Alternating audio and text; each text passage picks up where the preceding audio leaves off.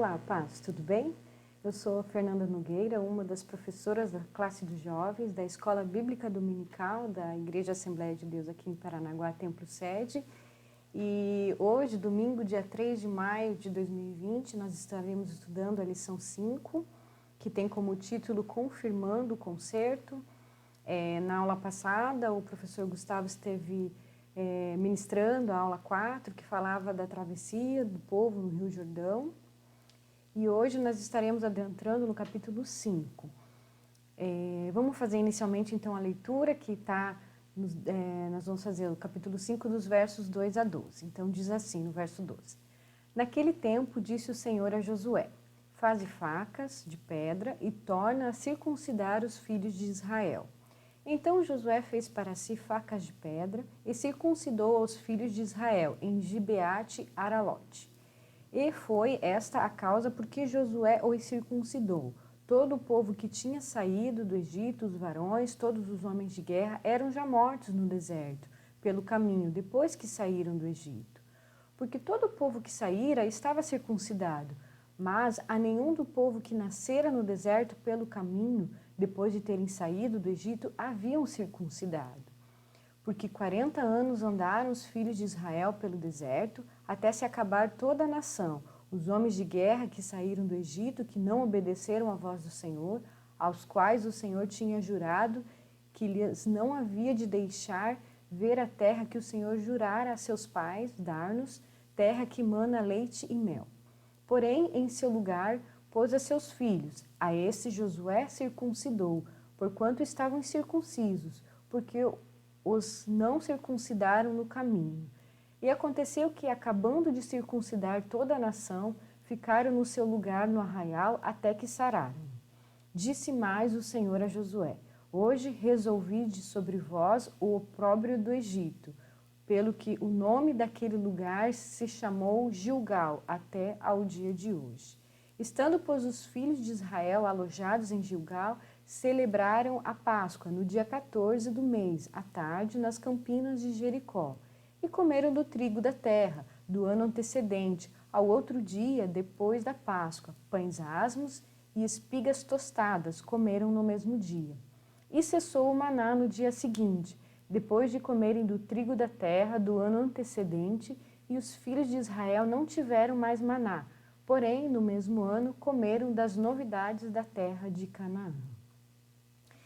Então, nesta leitura que fizemos agora, nós vemos dois grandes e importantes acontecimentos para Israel, né, que é a circuncisão dos seus homens e a celebração da Páscoa. Então, nesse momento, após a travessia do Rio Jordão, o povo se encontra em Gilgal, é o primeiro acampamento do povo de Israel na terra prometida, né, na terra de Canaã. E Gilgal se localiza a meio caminho entre Jericó e o Rio Jordão, né? Jericó será a primeira cidade a ser conquistada e tomada pelo exército de Israel, né? Então, antes que isso acontecesse, as lutas contra as cidades pagãs se iniciassem, Deus chamou a Josué e fez essa ordenança a ele, né, da circuncisão dos seus homens. Então, esse é o primeiro assunto que a gente vai tratar hoje na nossa aula. Então, a circuncisão. A circuncisão é a remoção do prepúcio do órgão masculino, do órgão sexual masculino. Ele é um costume dos povos antigos, né, os islamitas, os egípcios e o povo judeu tem essa prática. E estima-se que 1/7 da população masculina mundial seja circuncidado, então não é algo incomum. Para os judeus, além de ser uma questão de higiene, de saúde, é uma questão espiritual, né? Se trata do pacto que Deus fez, né? A aliança que Deus fez com Abraão, né? Isso se encontra lá em Gênesis, nós vamos fazer essa leitura, é Gênesis capítulo 17, dos versos 9 ao 12. Diz assim, disse mais Deus a Abraão, guardarás a minha aliança, tu e a tua descendência no decurso das suas gerações. Esta é a minha aliança, que guardarei entre mim e vós e a tua descendência. Todo macho entre vós será circuncidado. Circuncidarei a carne do vosso prepúcio. Será isso por sinal de aliança entre mim e vós. O que tem 8 dias será circuncidado entre vós. todo macho nas vossas gerações, tanto escravo nascido em casa, como comprado a qualquer estrangeiro, que não for da tua estirpe. Então, como eu falei, para os judeus tinha uma conotação espiritual, né? Se tratava desse pacto que Deus, essa aliança que Deus fazia com o seu povo. E como toda aliança, né, exige um compromisso de ambas as partes, né? Então Deus, nesse pacto, assume ali o compromisso de guardar, de ser o Deus que cuida do seu povo, né, do seu povo escolhido. E ao povo cabe esse compromisso também de ser submisso a esse Deus, né, de guardar os seus estatutos, os seus mandamentos e cumpri-los, né, andar em obediência e fé somente a esse Deus. Então, em várias passagens do Antigo Testamento trata da circuncisão não só como esse sinal físico que eles possuíam, essa marca, mas também da circuncisão do coração, né, tratando desse compromisso do povo para com essa aliança, com esse acordo, esse pacto que fizeram com Deus, né. Eu queria ler duas referências. A primeira está em Deuteronômio, capítulo 10, 16, fala assim: circuncidai, pois, o vosso coração, e não mais endureçais a vossa cerviz. E a segunda referência é em Jeremias, no capítulo 4, verso 4, diz assim: circuncidai-vos para o Senhor, circuncidai-vos o vosso coração, ó homens de Judá e moradores de Jerusalém, para que o meu furor não caia como fogo e arda, e não haja quem o apague, por causa da malícia das vossas obras. Então, tanto na passagem de Deuteronômio quanto de Jeremias, ele usa a expressão de circuncidar o coração, né, exigindo, né, denotando ao povo que, além da circuncisão, do ato ali, do procedimento cirúrgico, vamos dizer assim, exigia também que o seu coração fosse devoto a Deus, né, que esse sinal físico expressasse a sua vida, né, a sua vida de santificação, de separação para Deus, e não somente possuir a marca da circuncisão, mas andar conforme esse pacto exige, viver conforme essa aliança feita com Deus, né, que seria a circuncisão do coração. É algo que não é físico, não é visível, mas é algo que se vê, né, nas atitudes, na prática mesmo da vida da pessoa, né, do seu cotidiano. Então, voltando ali para a circuncisão, Deus de Josué e todo o seu povo, então Deus ordena ali nesse momento a Josué, como nós lemos no texto bíblico, os homens que saíram com Moisés do Egito, eles eram circuncidados, né? Porém, toda a geração que foi nascendo, né, o capítulo 5 ele fala pelo caminho, ou seja, no deserto, enquanto o povo caminhava, peregrinava durante aqueles 40 anos ali, eles não foram circuncidados. Então, aqui nesse momento, antes que se inicie as lutas contra os povos pagãos, ali a primeira vai ser Jericó, depois a cidade de Ai e todas as demais, era necessária essa circuncisão, era necessário ser feito isso. E então chegou ali o momento, né, que Deus determinou para que Josué fizesse a circuncisão do seu povo. E isso também era um pré-requisito para que eles fossem guerreiros, né, pertencentes ao exército de Deus, de Israel.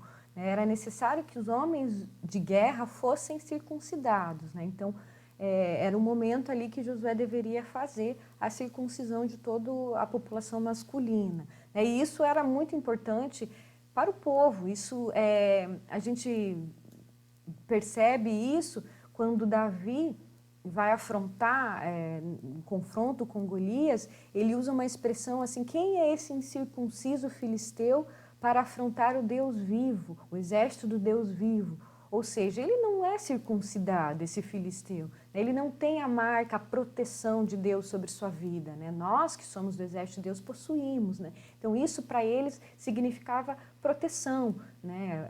Além de todo o pacto, de toda ser participante das promessas de Deus, dos privilégios de ser o povo escolhido de Deus, também trazia para eles a proteção do Deus Todo-Poderoso. Então isso realmente era um requisito, né, necessário aos homens de guerra. E ali Deus ordena que Josué fizesse com facas de pedra, né? Então foi feito com facas de pedra, e diz o texto, eles ficaram naquele acampamento, naquele arraial, até sararem, né? Então, muito provavelmente, houve um tempo ali de recuperação, de cicatrização de todos esses homens, né?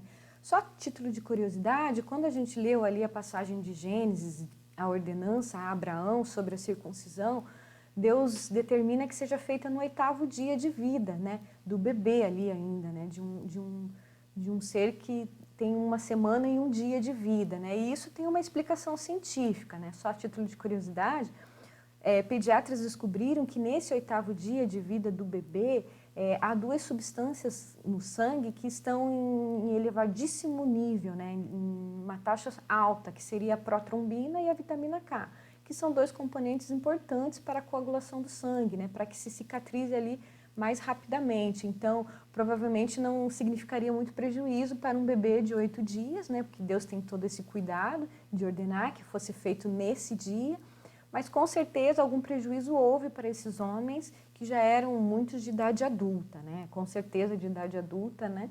Então, houve esse tempo de recuperação de toda a cicatrização, né? Mas retornando à questão espiritual da circuncisão, também era um requisito para a celebração da Páscoa, né? O texto de Êxodo, no capítulo 2, verso 48, diz assim: porém, se algum estrangeiro se hospedar contigo e quiser celebrar a Páscoa do Senhor, seja-lhe circuncidado todo macho, e então se chegará e a observará e será como o natural da terra, mas nenhum incircunciso comerá dela. Ou seja, ninguém que fosse incircunciso poderia celebrar a Páscoa judaica, né? Poderia participar desse momento com os judeus. Ele se trata de algum estrangeiro, se você estiver abrigando, ele acolhendo na sua casa e ele quiser participar, né? Quanto mais um povo judeu, né? Ele deveria ser circuncidado para então poder participar da Páscoa, né? Também tem uma passagem em Êxodo, no capítulo 4, os versos 24 a 26, que há um embate ali, né, de Deus com Moisés e sua esposa, porque o seu filho, o filho de Moisés, até então não era circuncidado. Então Deus exigia, e estava nesse momento exigindo de Moisés a circuncisão do seu filho, né? Então isso era realmente uma ordenança, né, um mandamento de Deus para o povo de Israel. E no Novo Testamento, Paulo questiona um pouco a respeito disso também, né? Eu quero ler Romanos, no capítulo 2, dos versos 25 ao 29. O verso 25 começa assim: porque a circuncisão tem valor se praticares a lei. Se és, porém, transgressor da lei, a tua circuncisão já se tornou incircuncisão. Se, pois, a incircuncisão observa os preceitos da lei, não será ela, porventura, considerada como circuncisão? E se aquele que é incircunciso por natureza cumpre a lei, certamente ele te julgará a ti, que não obstante a letra e a circuncisão, és transgressor da lei. Porque não é judeu quem o é apenas exteriormente, nem é circuncisão a que é somente na carne. Porém, judeu é aquele que o é interiormente, e circuncisão a que é do coração, no espírito, não segundo a letra, e cujo louvor não procede dos homens, mas de Deus.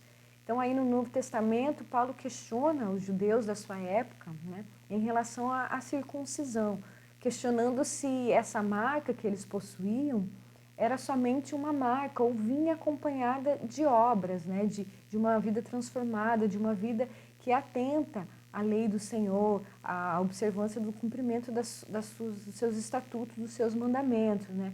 E ele ainda ele vai profundo, né? Ele fala que o que pratica a lei, o que anda de forma agradável ao Senhor, esse é sim o verdadeiro, né, circuncidado, que seja a circuncisão do coração, né? Quanto isso vai além, né, do pacto ali, de algum aspecto físico, mas exige sim do homem, do judeu, essa circuncisão do coração, que é a obediência, a fé, a devoção a Deus. Então, esse seria o primeiro ponto importante da nossa lição a respeito da circuncisão. E aí o segundo ponto que eu queria tratar também nessa aula seria a respeito da Páscoa, né? Então, após a circuncisão dos homens e a recuperação deles ali, foi-se então celebrada a Páscoa, né? A Páscoa é uma festa importante judaica, né, que trata de um memorial, né? A lembrança da libertação do povo da escravidão do Egito.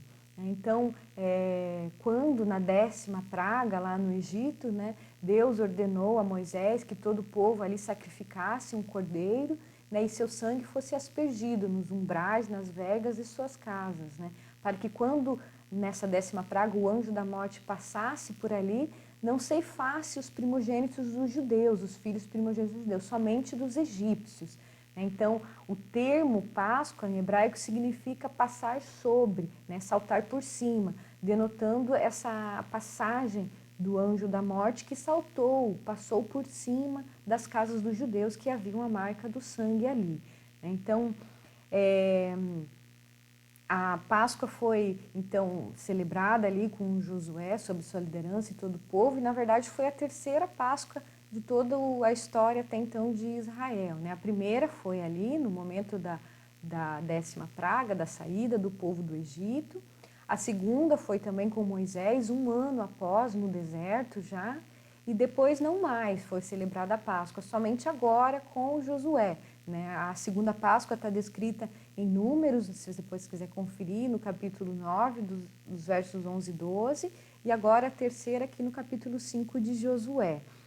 E depois de todo esse cerimonial com a circuncisão e agora a celebração da Páscoa.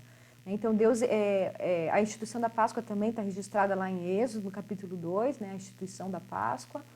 E Deus requereu, né, exigia do povo que sacrificasse esse cordeiro, que esse cordeiro fosse perfeito, sem defeito algum, né, fosse novo do primeiro ano, né, e ali eles sacrificavam e no dia seguinte eles assavam esse cordeiro e se alimentavam juntamente com os pães asmos e com uma salada de ervas amargas, né, essa era a celebração da Páscoa.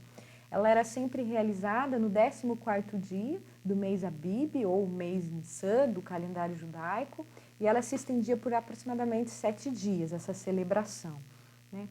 E o nosso Senhor Jesus Cristo, ele morreu e ressuscitou exatamente no período da celebração da Páscoa dos judeus, né? Foi nesse período que houve a morte e a ressurreição de Jesus Cristo, né? Para nós cristãos, a Páscoa significa a nossa libertação, né? A nossa libertação da escravidão que vivíamos do pecado. Nós éramos escravos do pecado e através do sacrifício único, perfeito, eficaz de Jesus Cristo, nós somos libertos, nós obtemos a nossa redenção, né? Então, tem um sentido maior com Jesus Cristo agora para nós que somos cristãos. Em 1 Coríntios, no capítulo 5, verso 7, a parte B desse verso fala assim: pois também Cristo, nosso Cordeiro Pascal, foi imolado.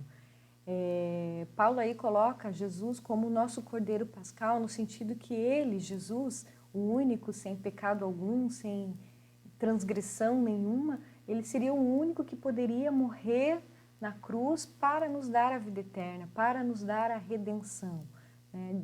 Não havia outro além de Jesus Cristo, né? E ele também, essa expressão de Paulo, confirma as palavras de João Batista, né? O João Batista sempre falava que Jesus é o Cordeiro de Deus que tira o pecado do mundo, né? Isso está lá em João, no Evangelho de João 1:29, no sentido que somente Jesus, né, poderia ser sacrificado para dar a redenção a toda a humanidade, né? Ele seria o único que possibilitaria a nossa libertação, a vida eterna, a salvação de toda a humanidade, né? O Deus, num ato de amor, de graça, entrega seu único Filho para que toda a humanidade, todos os homens tenham essa oportunidade, alcancem essa graça, esse amor através de Jesus Cristo. E exatamente é a nossa Santa Ceia, né? É o sentido da Santa Ceia que nós celebramos todo mês, que é esse memorial, é a lembrança do sacrifício de Jesus, do que nós obtivemos através do sacrifício que Jesus fez por nós lá na cruz do Calvário. Então, nós celebramos a Santa Ceia nesse sentido, né, de gratidão, de alegria, né, de temor por toda essa obra grandiosa de Deus para todos nós, para toda a humanidade. E último ponto que eu queria tratar a respeito dessa lição é o que está registrado ali no último verso da nossa leitura bíblica do capítulo de Josué, do capítulo 5. Né? O verso 12 começa assim: e cessou o maná no dia seguinte. Então, após a circuncisão, após a celebração da Páscoa, né, cessou o maná. Né, durante 40 anos, todo o período que o povo passou ali no deserto,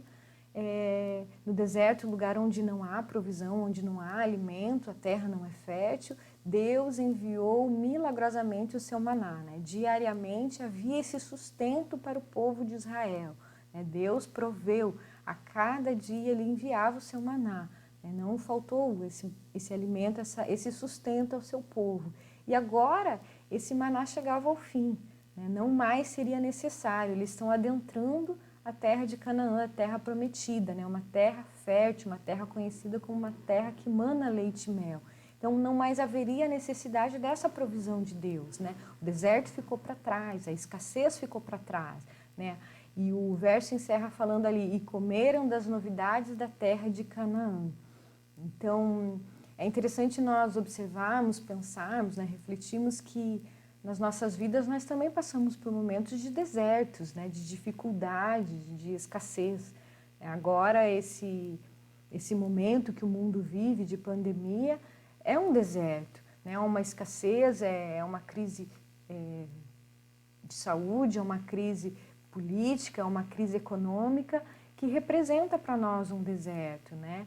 Mas o que nós aprendemos olhando para a Bíblia, olhando para todos os ensinamentos bíblicos é que Deus em todo tempo nos observa e está atento às nossas necessidades, né? Enquanto nós estivermos no deserto, Ele vai nos prover o sustento, as nossas necessidades, Ele vai suprir, né? Em nada teremos falta, dia a dia Ele vai estar suprindo o que nos é necessário, né? Enquanto estivermos passando por esse deserto ou outros momentos de dificuldades nas nossas vidas.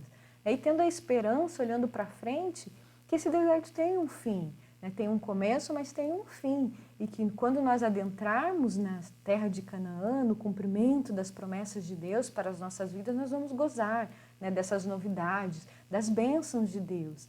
Que Deus continuará conosco também, aí, mas nós vamos estar em um momento de não mais de deserto, mas de alegria, de regozijo, né? E a presença de Deus continuará conosco, né? Deus, Ele sempre está presente, Ele está perto, né? Ele não está aquém de tudo que o mundo está vivendo, Ele tem controle de toda a situação, do mundo, né? Então nós precisamos ter essa esperança, essa fé, que Deus é um Deus conosco, é o Deus Emanuel, Ele não nos deixou, né? Ele continua conosco e nós precisamos estar olhando para Ele, né, olhando para o alto, da onde vem o nosso socorro, e não olhar as notícias desanimadoras, e não só nos apegarmos ao desânimo, às dificuldades, mas sempre alimentando a nossa fé, o nosso coração, né, a nossa esperança, porque nós não nos baseamos em notícias, mas sim nós nos baseamos nas palavras do Senhor, nas promessas de Deus para as nossas vidas.